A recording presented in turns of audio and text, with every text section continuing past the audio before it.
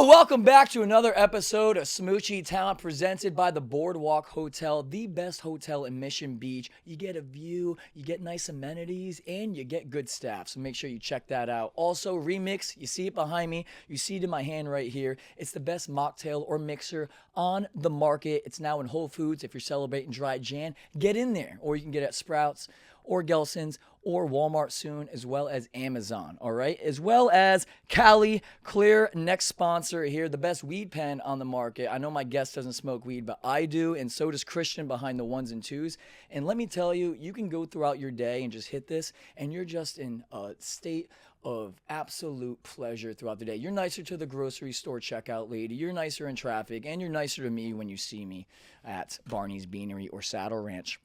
And before we get to our amazing guest today and dissect the show that we were just on, it's a Smooch of the Week, and I was in Scottsdale recently doing comedy shows with my good old buddy, Uncle Laser, and another friend of mine. And I was meeting up a chick there. She came to the show. She brought a +1, a cutie patootie friend, and we had the night of our lives. We went out to the clubs down in Scottsdale. Shout out Justin Massey and Danny Young and Andrew Young. They really took care of us at Hi-Fi, Casamigos, all those fun bars down there. And we were dancing up a storm. We went to an after party. My friend was the best wingman of all time. We stayed up all night till like 6 a.m. My friend pushed his flight back in order to be my wingman. How great is that, right?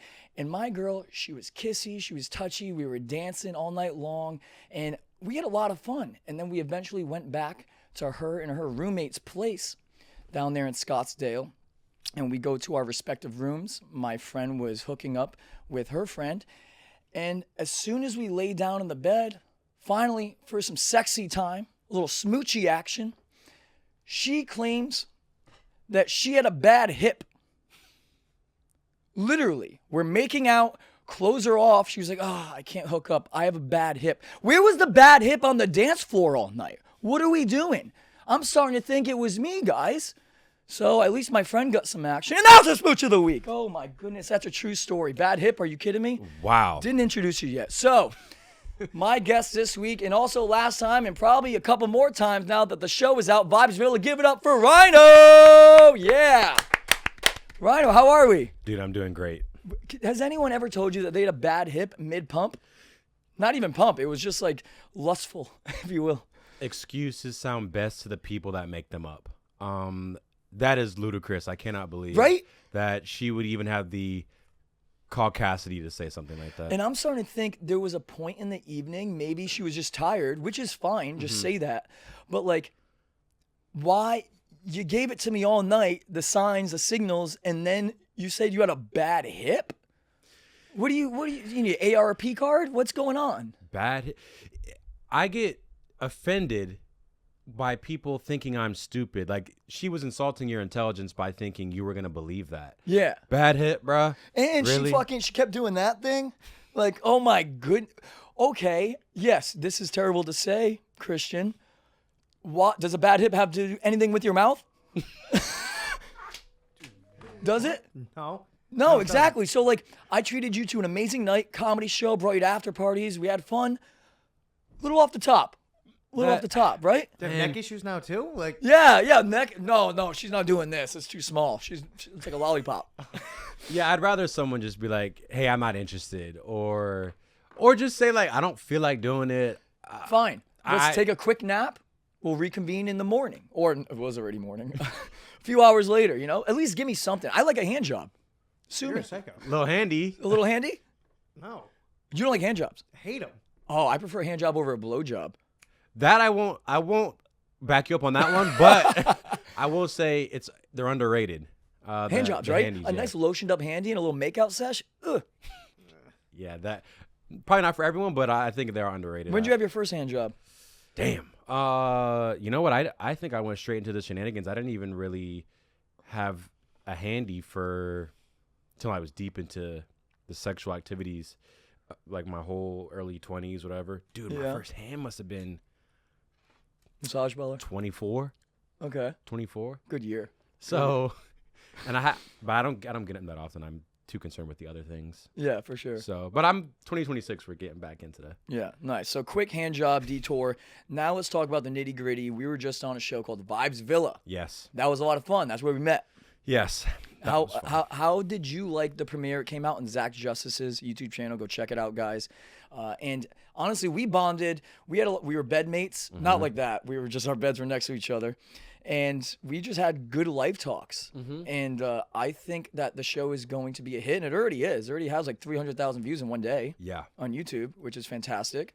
So how was your experience on the show? The first episode, take me through it. What do you think? First thoughts. You know, the first episode, I think I might have felt kind of nervous going into it because although I had done dating shows in the past, I was never on something of this caliber where there's a serious camera crew and there's 20 camera people with the big ass lenses and shit.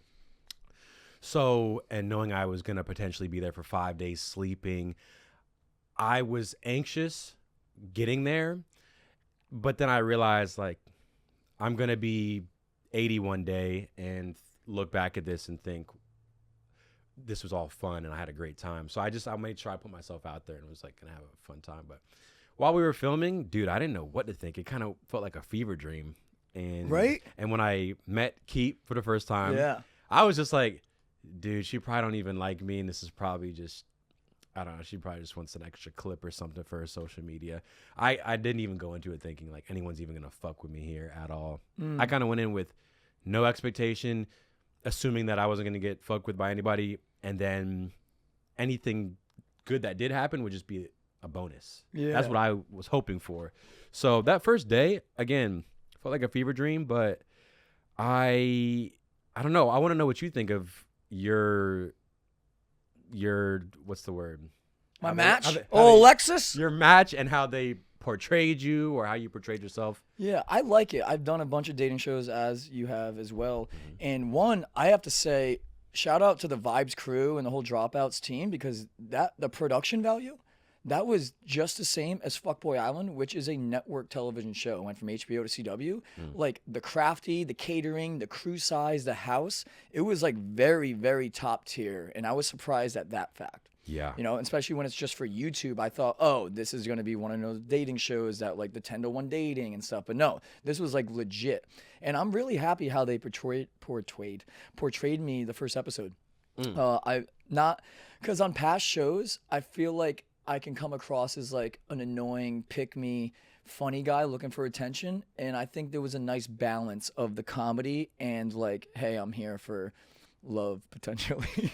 Yeah, I was worried that I think you're very bold with your comedy and you're very fearless with it, which I think really works to your advantage. Whereas me, the more comfortable I am with someone, and if it's a certain type of video, I'll be more edgy or I'll say something more crazy. I was kind of reeling myself in a bit because I didn't know what they were going to use, what takes they were going to use and what they weren't. So that, I think, I was moderately happy about how I was portrayed, because I say something and then there's more that I said after, but then obviously that gets cut. So I'm like, oh, I wish I could have shown. Yeah, because they can really cut you however they want when it comes to that shit. But truthfully, I have no clue what I said the entire show. I cannot even think. I remember only that one thing that we talked about, me talking about my sex drive on the couch. Yeah, and that made the cut. And that made it. And I remember thinking, hope they don't use that sex drive take, because that almost seemed, I don't know, it just seemed kind of. You seem like a horny fella, Christian. So- He was like, he said, one thing to know about me is that my sex drive is crazy. Like, and we were all like, what? Like how crazy? And you're like, say if I'm at an MLS game or a Chargers game, I won't be thinking about the game. I'm like, what were you thinking about? He's like, what am I doing after? Who am I hooking up with after? Which is insane. Yeah. Diabolical. Like, I to respect the it. team. You know, you bought the tickets. At least support the team first. Yeah. And really, I'm never worried about. I'm worried about who I came with. Yeah. And what we're doing after. I could still enjoy it, the atmosphere, but to me, it's not fun without like a girl. Yeah. Sorry, I love women. Like No, my sue fault. me. But And I said so many other things that day, but I was like, man, that's probably the only thing they gonna keep in there. And then that's what they did. But so I think everyone's gonna be just as surprised as I will when they watch the next episodes because I don't know what was said. Yeah. So do you remember what the fuck you said? Not really, dude. To be honest, to be completely honest, I couldn't drink throughout the shoot because I couldn't keep anything down. I thought I got sick from Halloween from my buddy Ryan Pownell's party. That I wasn't feeling good the entire time. I got an IV one of the days. I had to skip out during lunch. Yeah, I remember that. When you know who. Yeah. Yeah. Fuck him. No, I'm kidding. And I literally tried drinking, threw up immediately, and it wasn't any of that. I took too big of a dose of Ozempic. Like I was on Ozempic. I'm not currently on it anymore. I'm on Retatrutide. Check out peptides, guys. Not a sponsor. And I literally, it made me nauseous. Like too big of a dose. I guess it just makes you nauseous and makes your bones brittle, and it's just not a good drug. That's what people are realizing now. It makes you very skinny, but no fun for me. So I was literally just smoking my weed pen the entire shoot, and I was just thinking of like funny ass. You know what? Give me the weed pen. Do you have yours, Christian? Oh, as you smoking right now. Shout. Oh, good catch, Marco. Shout out Cali Clear. Literally, I was smoking Cali Clear the entire shoot, and when I smoke weed, I just get witty and funny and shit, and I don't remember what I said. Like there was one of the interviews that they were like, "Oh, I love Alexis. She laughs at all my jokes. I don't laugh at hers because women aren't funny." That was funny. Yeah, that was a very Zach Justice comment too, because that's Yes. that dark humor. But But no, I don't remember much. And I also, you know, when you have an argument with someone or whatever, and then you're in the shower. Let's do that. Great catch. Yeah. Shout out fucking hands, feet. You argue with someone or whatever, and then you're in the shower afterwards, 2 hours later, and then you think of the comeback you could have said, or you think of a funny thing you could have said. That was me. The week after the show, I was sitting there thinking, "Oh fuck, I should have fucking said this when this happened." So I don't know. I think I was super reserved at the beginning, but You were. But then you opened up the lover boy, by the way, through and through. yeah, Through and through. But I didn't know. And then I checked you out after, like when I got off. We had our phones the entire time. Usually reality shows, they take your phone. And I wonder if that would be a different dynamic if we didn't have our phone, because I would have known I'm a clout chaser, but like the clout you have. You do view people differently when you know someone is of importance, whether that's digitally or, socially. I think that if we didn't have our phones, there'd be more of like a openness, less judgy, because like, oh, I want to be cool around this guy or this girl. You know what I'm saying? I know exactly what you're talking about. And I don't think I personally looked at anyone's social medias. I think a little bit. As the show went on, I started being like, and what was their IG? Yeah. I hate that I think that. Yeah.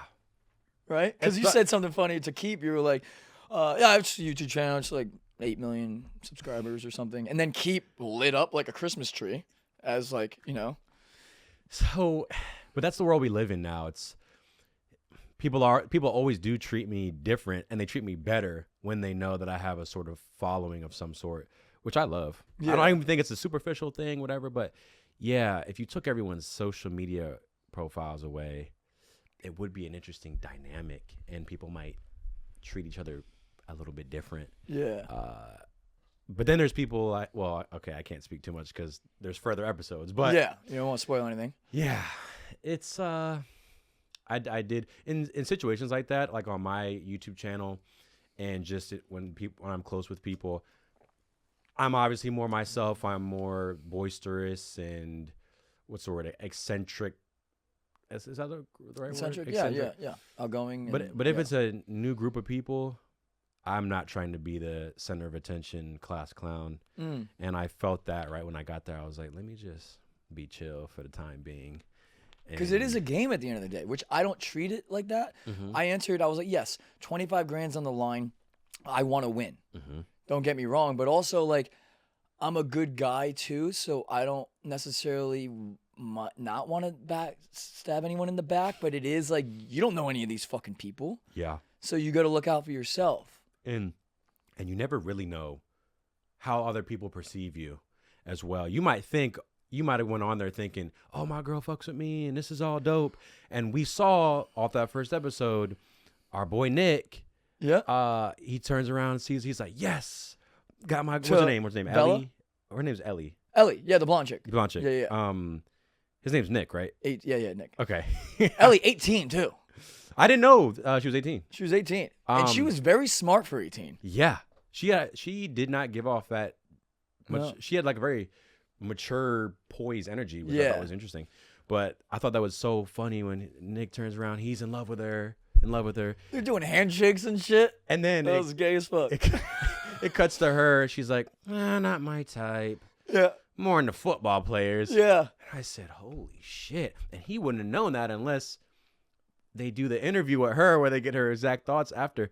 Yeah, you never know what people are thinking about you and what they're saying about you behind your back, which is why I love the whole show, because I can't wait to see what other people were saying about me and be like, oh, Ryan and this, I don't know what Ryan said. Holy shit. Yeah. And also fucking Alexis, I didn't know she was voicing out behind the scenes. She was like, yeah, big into Australians. Like, if there's an Australian, that's me. That's all me. And I'm like, I can do an Australian accent. And I'm pretty sure Australians aren't circumcised. Is that a fact? Let's look that up, Christian. Are Australians circumcised? I bet you they're not. Are you circumcised? I am. I heard I've had multiple girls say it feels better. No, most Australian males are not circumcised. Interesting. That's a weird Google search now on your computer, dude. There's weirder ones. Don't worry. Yeah. I don't know. I wouldn't be able to do it because it's like a little groundhog poking out. You know, who wants that in their vagina? I don't know. Whatever. I'm definitely happy with. Yeah. So walk me through it. You went out there. You introduced yourself. I believe you said something what was your opening line? I had some funny shit they cut out. You did.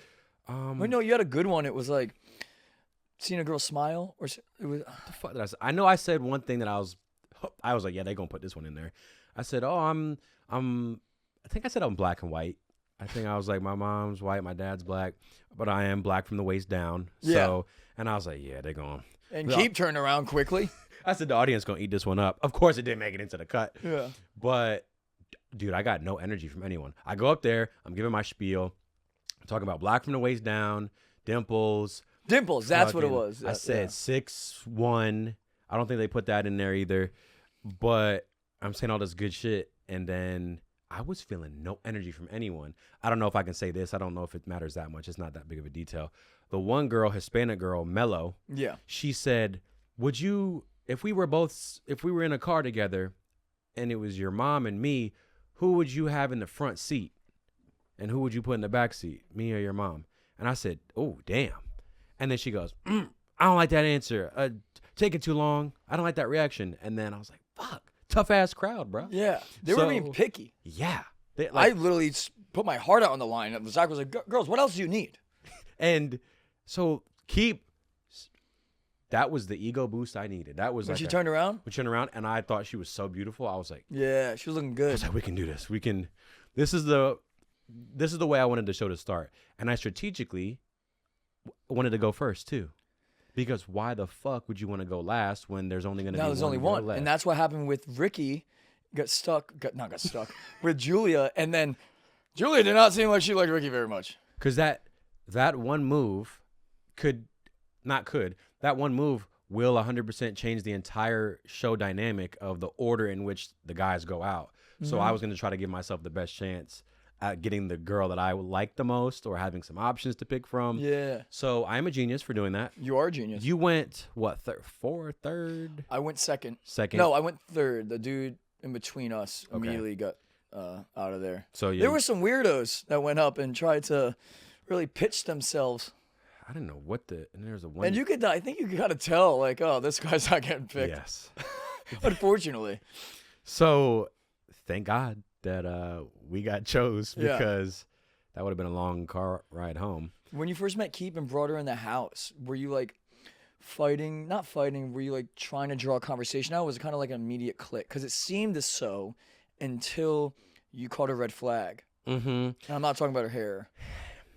I was trying to get a read on her. I usually can tell very quickly if a girl likes me and is attracted to me. Yeah. Girls tend to make it obvious for the most part if they are fucking with you. I could tell your girl was fucking with you. Yeah. Off the rip skis, and I was like, immediately. Damn. The chemistry. So I'm trying to feel out Keep.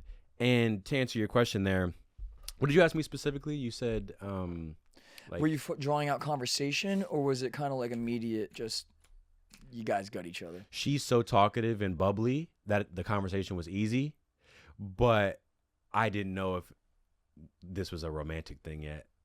So that kind of had me spooked a little bit. I was like, okay, and where are you from again? Yeah. Oh, that's nice. I fuck with that. But Surface level. It was surface level, and then I started hearing more about her lifestyle, and I was surprised hearing that take that she gave in the confessional. If we're gonna go to a museum, let's do a little mushroom. Let's pregame the museum. Yeah. I was watching that from my phone, like, oh shit, Mm-hmm. that is not what I was talking about on my thing. Yeah. Like, her and I are definitely different people. Yeah. You're like, is this something you do every weekend? Yes, I'm like a stay in, because she's not a stay in gal. she's not, but you know me, I am not. I love using this word, by the way, dogmatic.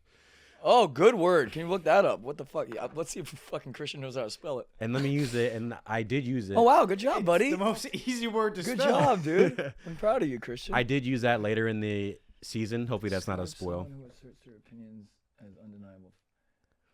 Oh, so stubborn. So So essentially, you would say you're stubborn? no, I was gonna say, I don't like to be dogmatic when it comes to certain relationship pieces of advice. So, oh, you can never be with a girl who likes to go out and drink.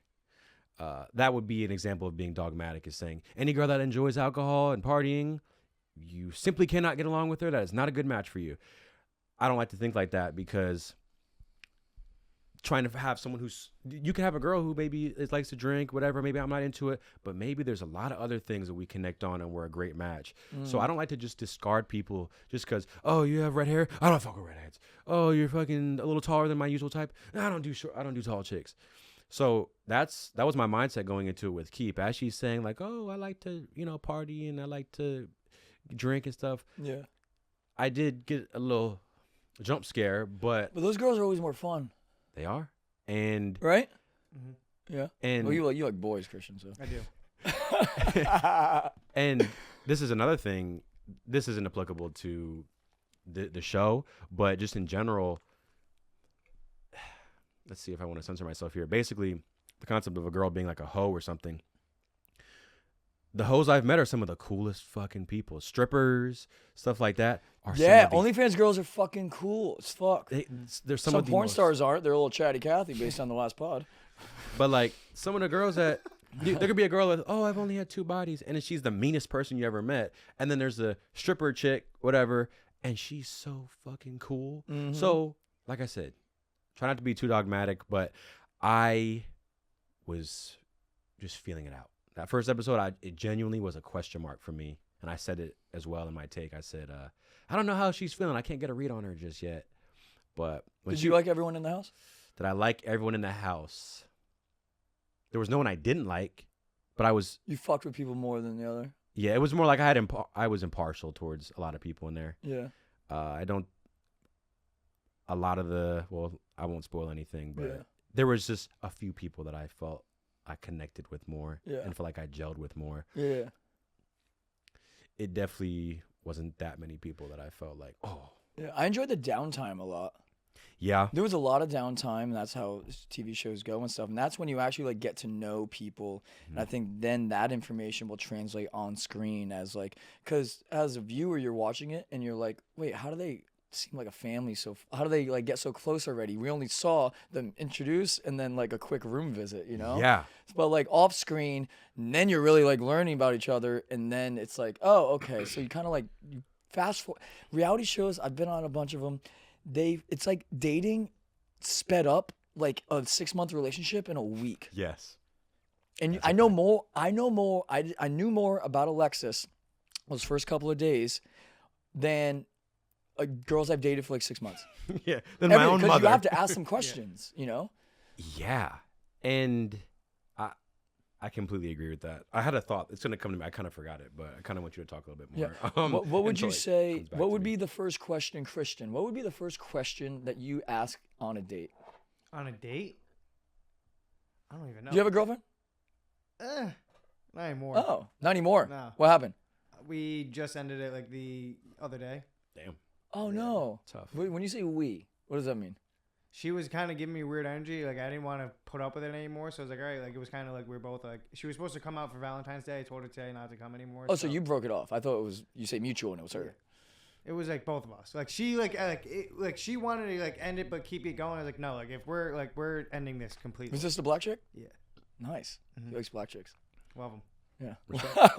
Love them. Love them. Well, I'm sorry, dude. Yeah. So the Valentine's Day, you called it off and that's what happened? Yeah, pretty much. Yeah, damn. I think she's still gonna come stay with her friend. I hope her plane goes down, but that's beside the point. Oh, okay. There we go. No, I'm just- We'll circle back to that. I remember what I was gonna say. Okay. I think people do not realize how intimidating this sort of setting is. A dating show with the cameras, with a bunch of people there. Because when I get in there and I'm seeing you and talk to your girl, and I didn't know much about you at the time, you are really good. And I was watching you conversate with homegirl and other people, and I was like, holy shit. You were, I think, an expert when it comes to speaking with strangers and being in a probably unfamiliar environment, especially you being like a stand-up comedian. Mm-hmm. I think you had like the perfect skill set to deal with the environment like that. Thank you. Yeah. So I was like taking notes on you. Okay. Because I just thought you were making it look very easy. Yeah. You were so fucking chill. And I was like, people don't realize how even you could be a regular person, normal, chill, and your friends think you're funny. You get dropped off in that situation, and a lot of people would freeze up and act different and act strange. So it was a really great exercise, and I was really trying hard to just perform well in that scenario, because you're talking about the downtime, you gotta talk a lot, you gotta fucking get to know the person, you want to be looking good on camera, there's new people here, if your social skills aren't good, if your fucking ability to adapt isn't good, you're gonna get squashed like a little roach in that environment. So it was daunting. I don't think people can see that on I would screen. say the biggest thing is that you eventually get over, which I have, thankfully, is that going into that setting, getting dropped off in that, if you're not used to it, you think about what you say before you say it. Yes. Now that the cameras are on. I moved past that because I've had some experience in that department. But even if you're the funniest guy in the group, you get dropped off, a bunch of strangers, a bunch of cameras, you're like, oh, is this going to be funny or is this going to make me look stupid? So you are second guessing not only your feelings, but the way you talk and whatnot. And, so I think that's what you're referring to. Yeah, that's exactly it. And that's why I'm curious to see how the rest of the season plays out. Yeah. Because I didn't know what anyone else said, too, in their little confessionals and shit. I don't know how anyone else dealt with it. But the way the episode ended, I guess we can't talk too much about. First of all, the food was cold as fuck. They had a big dinner. It was catered by John and Vinny's. And I guess there were camera technical issues with the lighting, and it was like 58 degrees on Halloween time. I don't know how. It's like 75 right now in January, the dead of winter. And we all go outside. The girls are in blankets and stuff. And the food was like an Italian feast. You love it, Christian. Yeah. And it was cold as fuck. And we still ate it. And then towards the end, you had a good game. We played the Every Rose Has Its Thorn. The rose and the thorn concept. Saying like your best, he was an Eagle Scout. Me and Michael are Eagle Scouts. Yeah, pretty cool. You and a virgin, nice. There was a virgin on the show. Really? Yeah, Mike was a virgin. Nick was cool. He was from San Diego. Ricky was like a Latin singer, and I didn't know how Spanish he was until I was watching that. Yeah, he was. Bro, he Spanish. was like, "Hey, come on, late." What was he saying? Like, "Por favor." I was like, "Where is this fuckboy Spaniard coming from?" I didn't really get that notion. I thought he was the sweetest guy. Yeah. And so that segment there at the end, Rose and Thorn. It's a shame they couldn't keep everyone's moment of what they said was their favorite moment and their worst moment. But then Bella showed up. Bella, all I'm saying, I don't regret any decisions. I don't. Bella, in my opinion, was the most beautiful amongst the girls that were there. Especially when she came in looking fine. But Alexis and I had such a rapport, that I didn't know what to do. I don't know what to do. So I don't regret any decision. I don't want to say anything because the verdict isn't out. But all I'm saying is that Alexis is beautiful, Bella a little more beautiful. And I don't know. Because we had such a good rapport that I don't want to I don't want to risk that. But then again, it's a game. So I have the opportunity next week, whether we played a little pop the balloon action, whether to pick someone else who I think is a little more beautiful, or stick with my current girl Alexis, who's absolutely gorgeous, and our banter is amazing. But come on, I love new adventures, spontaneous. So you got to tune in Monday. They did a great job casting Bella because, like, I said, wow. yeah, she's when my friends and I were watching the episode. Someone said to me, like, that girl is the baddest one there. Yeah. And this, Was that me? When another girl's talking about how good another girl looks, and Yeah. it's genuine, because normally girls are like, nobody was even good, like, whatever. Yeah, she has the type of beauty where it's like, other girls recognize, oh, shit, she's on another level. And kudos to Bella, too, coming in to an environment that's even tougher. Coming into a house where everyone already is coupled up and has their friends and it's kind of like a family, and then it immediately has a little turbulence on this plane ride, and someone may go home, no one may pick Bella. Like, do you think you would have wanted to be someone who came in and kind of played Bella's role? Do you think you would have preferred that, or how you? I like being OG. Okay. I like being an OG, but that challenge doesn't scare me. In order to come in. But then again, like, imagine coming in and then no one like cheers up, and then it's like, all right, well, hope you enjoy your dinner, guys. Guess I'll go fuck myself. You done with that salad? No, I think if you're gonna be a bombshell, you gotta be hot as fuck. Because if you just look and everyone's already coupled up, no one's gonna want to jump ship off. Absolutely their person. not. And like I said, they'll see how it plays out. But That dating environment, how you got to keep remembering it's a game. It's a game. People may not be here for love, just the money, whatnot, open to it. How does that translate to the real world, where you have to play hard to get? Girls want what you can't have, so you have to play this game in the chase that we talked about in the last podcast, kind of. Like, you don't want to give it your all, not only to get rejected or get disappointed, but you want what you can't have, so you don't show all the interest. It's that, like, like that give and take. In a show like this, where there's a limited amount of time, there's money on the line, do you go all in, or do you kind of make the girl or guy work for it as well? What was their strategy there? Great point.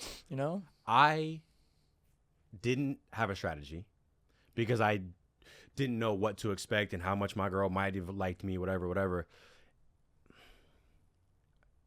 I think it is smart to do what you just said there, is maybe not show all your cards so quickly. But damn, you're right. That's a good ass question. Because then you want to, like, you're coupled up. Yo, we're going to go to the end, Right? Even though there may be twists and turns, which are going to happen. But if you, like, make an alliance, like, we're locked in, there's that case. Or, like, oh, if she's not really into me, if you play, like, that kind of, like, cool guy card, it's going to make her more into you in the real world, but on the show, maybe not.